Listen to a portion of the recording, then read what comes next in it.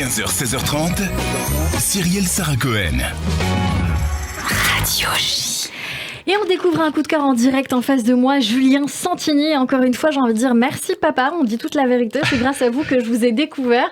On en a parlé ensemble, Julien Santini, parce que je suis venue vous voir au spectacle, à votre spectacle, découvert au Festival de Montreux sur une vidéo où vous excellez et on est venu vous voir un Shabbat. Et c'était pas gagné, Julien Santini, et bravo. Merci infiniment. Bonjour Julien Santini. Bonjour. Merci, c'est un plaisir de vous avoir avec nous pour parler de votre spectacle les vendredis à 19h30 à la Petite Loge. Oui, tout à fait. Pardon, mais oui.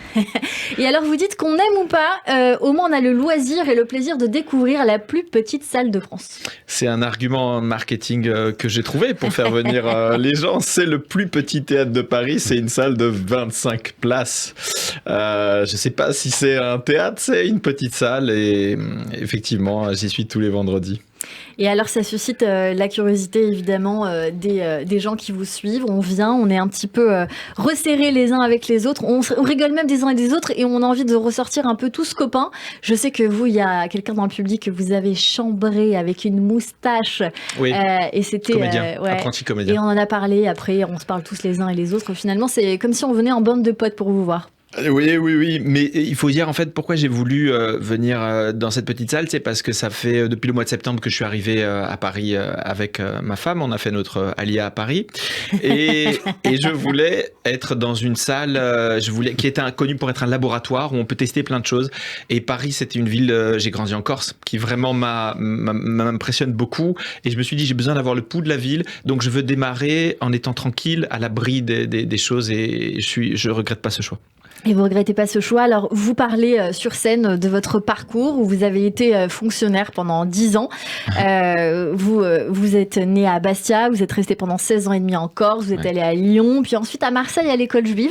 Non, ça c'était un jour où quand c'était les vacances scolaires en Corse, j'allais chez mes grands-parents maternels pendant les vacances et c'est là que mes grands-parents m'ont amené pendant les vacances à l'école juive un jour. J'ai fait un jour, mais je le raconte parce qu'il est important quand même. Ce jour-là, vous en parlez, vous parlez du rabbin de votre enfance, Richard Malka, vous dites que votre papa vous appelle Coco, que le conseil est proche de la menace parce qu'il est corse. Oui, c'est le Rav Saba, le rabbin, je le cite pas par respect, mais effectivement, mais je raconte une anecdote où j'explique aux gens qui n'ont pas l'habitude de voir des rabbins la différence entre un rabbin et un prêtre. Alors vous parlez cela évidemment et puis vous parlez surtout du fait que vous avez été viré, Julien Santini, et alors j'ai envie qu'on écoute un extrait évidemment.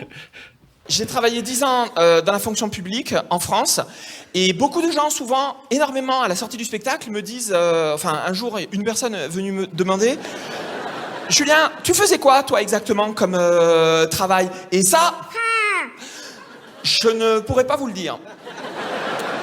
Non, c'est pas que c'est secret, hein.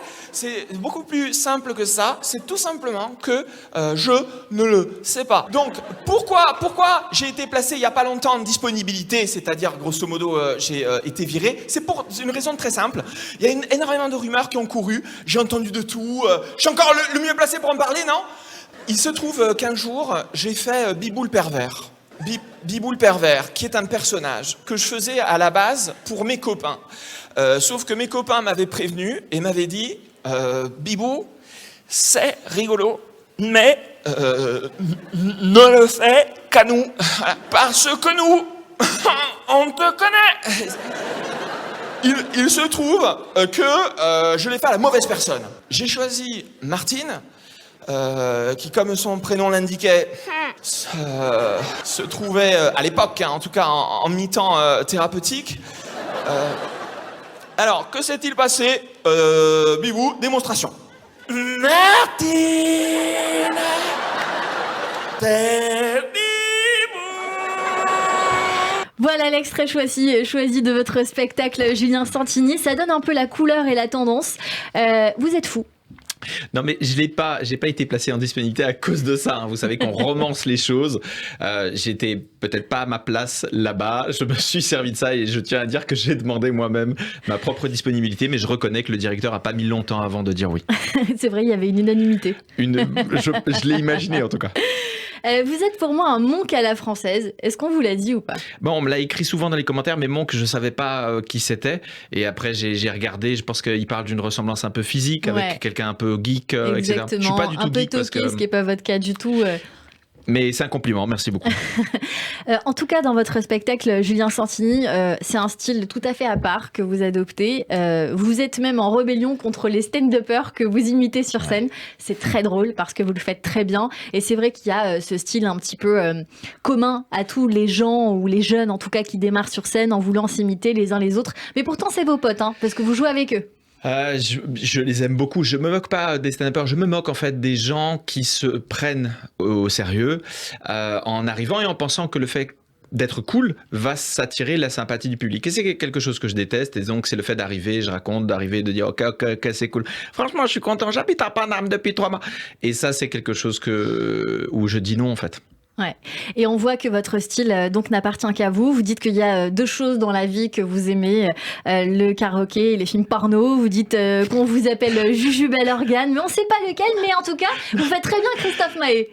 Je suis obligée de dire tout ça pour en arriver là. C'est gentil. Je raconte une anecdote où un jour j'ai entendu un présumé couple parler de son rapport au film porno. Après, je précise que c'était pas ma passion, mais c'était plus facile pour faire rire.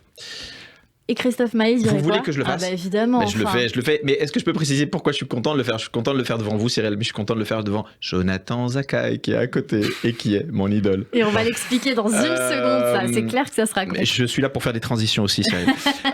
J'explique que je sais chanter Bumbo Petite Automobile à la façon de Christophe Maé, et c'est parti, démonstration. Oh, Bumbo, petite automobile qui paraît si fragile tout un drôle de capot. Simplement.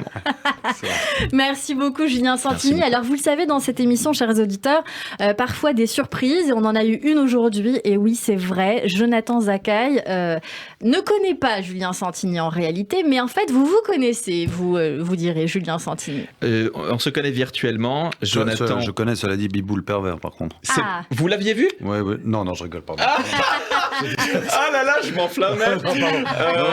Non mais je veux pas être malaisant, mais Jonathan, comme beaucoup de Français, bien sûr, je vous connais, je vous ai vu dans beaucoup de choses. C'est vrai que ce qu'on retient, c'était le bureau des légendes, et ça fait un lien qui est magnifique parce que c'est grâce à Artus que j'ai pu faire le festival de Montreux, qui était votre mon collègue, tout simplement. Et effectivement, je vous ai écrit parce que moi, quand il y a des gens que j'aime et que j'aime infiniment, mais je leur écris, et ils répondent pas toujours, et ils répondent pas toujours avec plus de un mot. Et vous avez fait ça, Jonathan. Donc merci beaucoup. Et quand vous êtes engagé tout à l'heure à venir soit faire un café, soit à mon spectacle, j'ai été très touché. Pas du tout.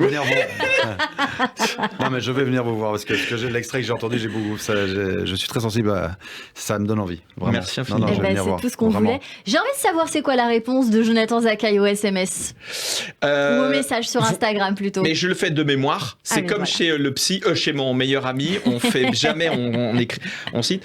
Non, de mémoire, je lui ai dit que j'aimerais tellement s'il pouvait venir me voir jouer quand je jouerai à Paris, et il m'a répondu à ce moment qu'il était en tournage en Belgique et qu'il le ferait avec grand plaisir s'il le pouvait, qu'il avait regardé Bibou le pervers, qu'il me trouvait énormément de talent et qu'il pensait à un rôle pour un film qui pas du tout. Mais par contre, il a dit qu'avec grand plaisir il le ferait. C'est ce qu'on vous souhaite en tout cas, Julien Santini. On vous retrouve, je crois, de temps en temps sur Rire et Chanson. Oui.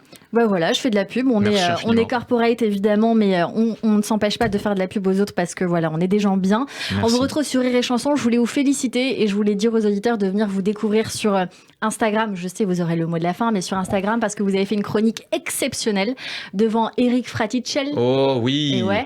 Pour la promotion du film. Et j'ai un rôle dans le prochain film qui va être mon premier rôle au cinéma. Ben voilà, c'est ça qu'il fallait nous dire. Vous avez vu, Jonathan, il sort Le Clan en ce moment. Je sais très bien. Qui est formidable. Ouais, qui était au théâtre à la base. Qui était au théâtre de Paris. Et il jouait aussi dans le bureau des légendes d'ailleurs. Exact. Il jouait I'm the French, I'm Corsican. C'était excellent. Excellent. Et Eric, bon, c'est notre idole. Et c'est formidable parce que voilà, il m'offre mon premier rôle dans ce prochain. C'est pas le premier rôle, c'est un rôle. Mais je suis très touché. Je peux avoir un mot, moi aussi? Évidemment. C'est pour votre papa, en fait.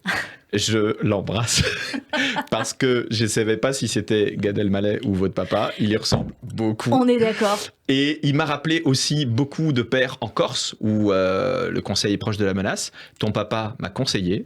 C'est vrai. Non, il était formidable, donc simplement une bise en fait. Il faut embrasser cet homme. Je pense qu'il serait très content. Je sais que vous l'avez dit, que vous le trouviez très élégant, que vous auriez aimé avoir un papa qui lui ressemble. Alors, mon papa lui ressemble. J'embrasse très fort mon papa, que j'aime infiniment. Non, mais c'est qu'il faut préciser, il avait des lunettes, des verres fumés bleutés. Je n'ai pas vu ses yeux. Et ça m'inspirait une position de respect. Embrasser cet homme pour moi. Ce sera fait. En tout cas, je pense qu'il est à l'écoute. Merci Julien Santini. On vient vous voir très nombreux à la Petite Loge. Je répète, le vendredi soir à 19h30. Mais vous allez ouvrir une autre date, hein, parce que Shabbat. Hein. Mais bien entendu. Et à la rentrée, une très belle salle, mais je ne vais pas encore la citer. Et on va essayer de faire en sorte que tout le monde vienne. Merci beaucoup, Julien Santini. Et puis, vous êtes ici le bienvenu quand vous le voulez, même si c'est pas payé. Petit moyen, mais gros cœur et bon café. Je vous prends au mot. À très vite, j'espère, Julien Santini sur Radio J.